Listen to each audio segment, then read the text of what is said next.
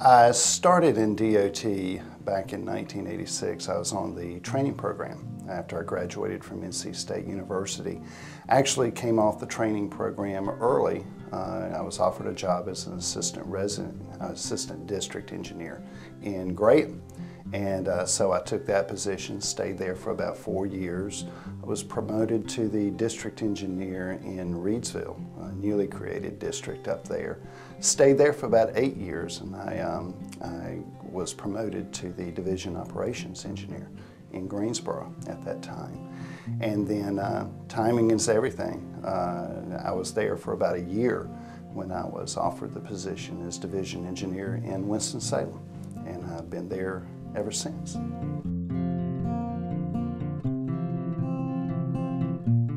The one thing I would say is that, you don't ever have to reinvent the wheel in DOT. There's a lot of experience and a lot of expertise across this state, and if I had to do anything differently, it would be spend more time networking with my counterparts across the state. That is so important.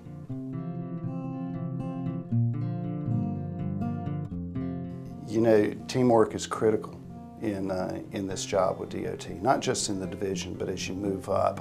When you first start working with DOT, that's when you begin working on those relationships, those long-standing relationships, be it with internal folks with DOT, FHWA, or even your outside partners with municipalities and engineering firms and things like that. You develop those relationships over time, and as you progress through DOT, you go back and you rely on those relationships. And then when you get to the position that I'm in with division engineer, you can't do it all by yourself. You've got to have people and relationships, both inside the organization and outside of the organization, to help you in this position.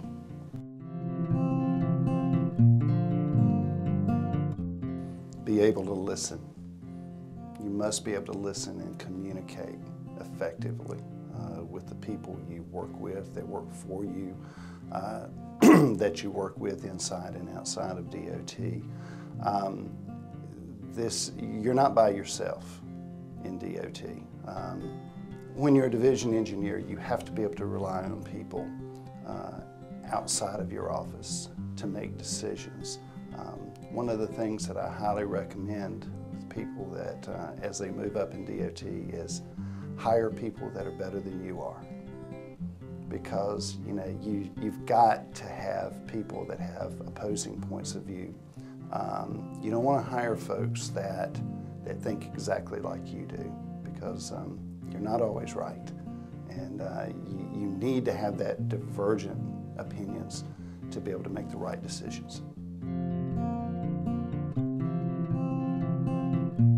One thing I would recommend to folks coming up inside the organization is to get as much training as you can in leadership and in management.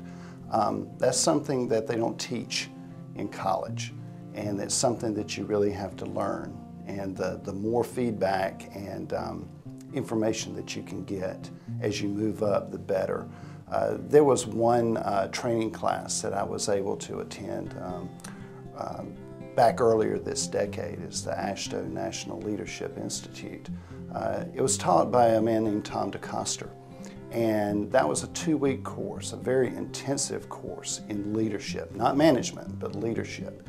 And I learned more in that 2 weeks than I probably did in the 15 or so years of my career in DOT.